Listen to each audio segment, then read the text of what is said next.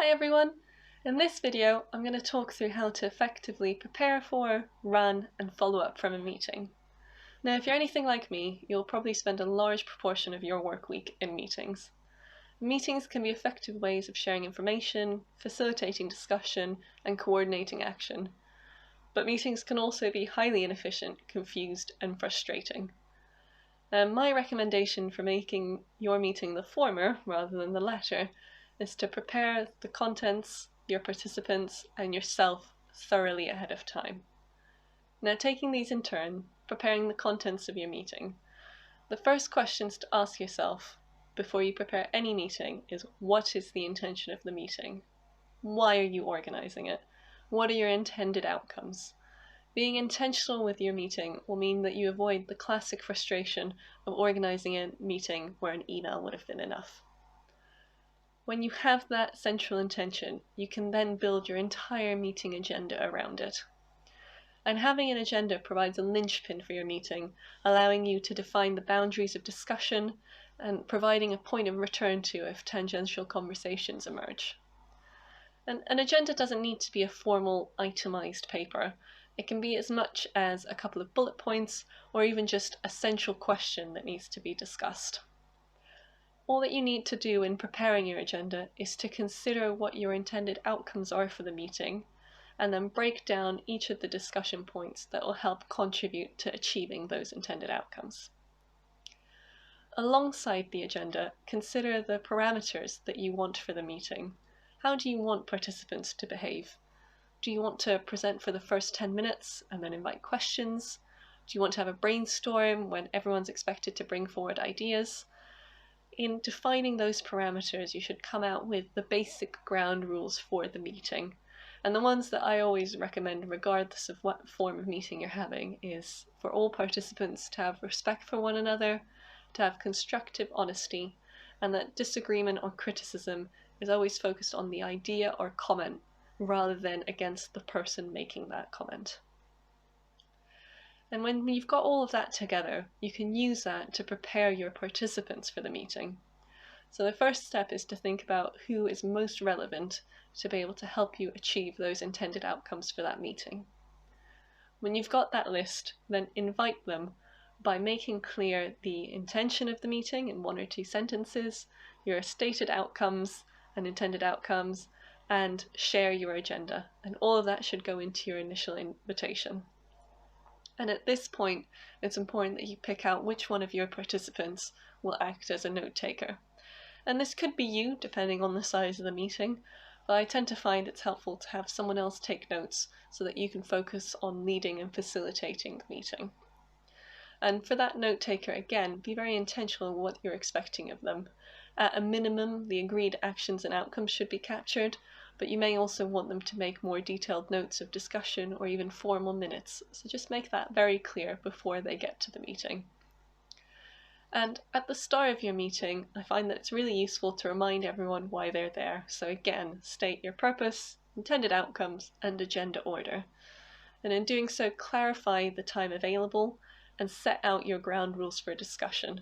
And this is a nice time to get everyone to sign up to those central tenets of how they're expected to behave. And also make it clear that while you welcome conversation and participation, if the discussion moves outside of the remits of the meeting, that you'll make a note of those comments, but that you will cut off the person making it and bring everything back to the focus of the meeting. And this helps prepare participants that they know that if you do cut them off, it's not because of any personal attack against them, it's because they've gone off on a tangent.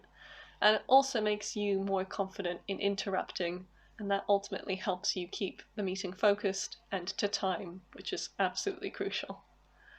And always leave a few minutes at the end of the meeting to have your note taker summarize the agreed actions and outcomes and sense check what they've got written down. And this helps make sure that nothing is missed and that everyone knows why they've met and what has been achieved. And this can be confirmed in a follow-up meeting afterwards, where again, all of that's repeated and you outline the timeline for next steps, if there are any, and who's responsible for taking that forward. And ultimately, that means that everyone feels like something's been achieved, and hopefully you have achieved your intended outcomes. Now, a lot of the guides I've seen for how to run an effective meeting usually end there, but this ignores the critical third element of preparing for a meeting, which is preparing yourself. If you're leading a meeting, how you approach it and handle it has a huge impact. And I find it useful to run what Daniel Pink calls pre-mortems, and this is where you ask yourself how the meeting could go wrong.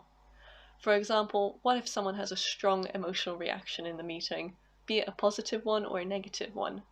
What if you have a strong emotional reaction in the meeting? What if no one's prepared for discussion? What if someone throws a complete curveball at you that you did not expect in the meeting? Now, in telling you to prepare for this, what I'm not saying is to ruminate and drag yourself down with all the ways the meeting can go wrong and build up that anxiety or that stress. The point of this is to identify different scenarios that could emerge and then plan for how you're going to respond. And this planning for it ultimately reduces anxiety and stress because it means no matter what's thrown at you, you have something at the back of your mind of how to react and get things back and focused on your meeting. Now, your scenarios will be unique to you and your setting, but I've found that the following tips and approaches have helped me prepare for a wide range of meetings, so hopefully they'll be helpful for you as well in your preparation. One of the things that I do to prepare for a meeting is I prepare for how I'll react if I feel put on the spot or if I have a wave of emotional reaction to something. And the thing that I do is I give myself permission in advance to take a moment to breathe and think. And this sounds simple, but in the moment when we feel under pressure, something that psychologists call the spotlight effect can kick in. And that's when we feel like there's an enormous light suddenly shining down on us, and everyone can pick out every little thing that we're doing, and we completely overestimate how much attention people are paying to us. And this can turn 3 to 5 seconds of pause into what feels like an age where everyone must be thinking, why haven't they responded, and start to criticize us. And meanwhile, what's actually going on is that everyone's probably just thinking about themselves, their own performance in that meeting, and what everyone else must be thinking of them. So I find giving myself permission to pause and giving yourself space to think and regulate an emotional response is a really helpful way to prepare for when that may actually happen in a meeting. The other thing I like to prepare for is what happens if I get asked a question. And again, this can cause that anxiety and stress to kick in a meeting, and we feel rushed into just blurting something out and just answer as quickly as possible.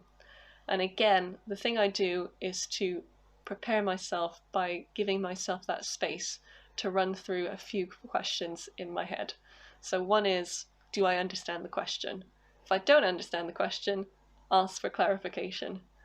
If I do understand the question, then I ask myself, do I know the answer? Again, if I know the answer, I give it. If I don't know the answer, I then ask myself a third and final question, which is, do I know how to go about finding out the answer? And if I can at least think about how I'd find out the answer, I then have something that I can say to the other person in that moment, even if I don't have the answer for them specifically. So I have a few practice phrases I have that I feel comfortable in telling someone that I don't know something. So for example, it could be something like, that's a really interesting question. I need to think a little bit more about that before I can give you an answer. And I've made a note in my notebook and I'll get back to you by X time. And I find that having this prepared phrase and prepared phrases like this mean that I don't get into a panic trying to figure out what to say when I don't know something. I feel confident in that moment and I have an answer to give, even if it's not the particular answer they are asking for. So I'd highly recommend finding those phrases that work for you and how you speak, that help you react in that moment when your mind is completely blank and you don't know what else to say. As an aside here, I'd also say that depending on your meeting's format, if you get asked a question you don't know the answer to, it can also be really useful to throw it out to the group to get their thoughts. And this recognizes that other people in a meeting might have the right information, and it helps build your team's skills if you give them an opportunity to think and contribute as well. This also has the added benefit of ultimately culturally reducing the expectation that you as the CEO should have all of the answers, It also buys you a little bit of time to think in the moment as well, while everyone else is thinking if they know the answer to the question. Linked to this, another thing that I'd recommend that you prepare is how you'd facilitate discussion without dominating it. So I often find that as the CEO, when you're trying to facilitate a discussion, if you share your opinion too soon, it can narrow everyone's viewpoints to that thing because they want to agree with you and build on what you've said. So I find that I like to use the acronym WAIT, which is Why Am I Talking? And this helps me take a step back and only contribute where I think what I'm going to say is going to add value, rather than just saying something so that I get an ego boost and everyone agrees with me. So it can be good to ask everyone a question in the group, let everyone who wants to contribute, and then share your thoughts so that you don't end up dominating everything. And the final thing that I'd recommend for preparing yourself for a meeting is to prepare for what happens if you get a disruptive response from your participants.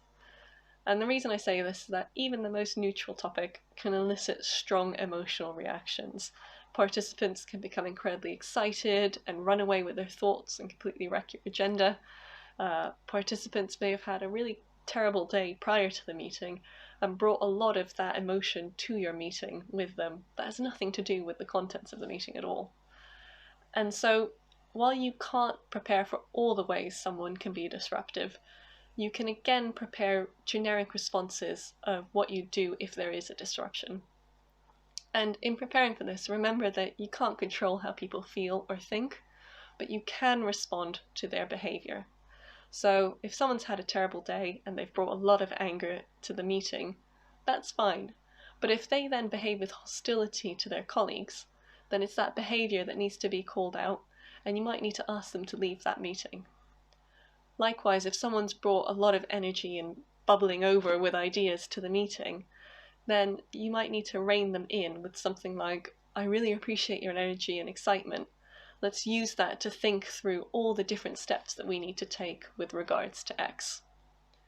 So the better you know your participants, the more you can be guided by their previous behavior to build out these scenarios and prepare those generic responses so that you're ready for whatever they might throw at you in the meeting. My final note for preparing yourself for a meeting is to accept that no meeting can be perfect. Meetings are made up of people, and we're all imperfect beings. So recognize that things will drift away from your agenda, curveballs will be thrown, disruptions will happen. But if you prepare yourself and you're clear on your intentions and your intended outcomes for your meeting, that will help you navigate through whatever gets thrown at you so that you can get to your goal and achieve it.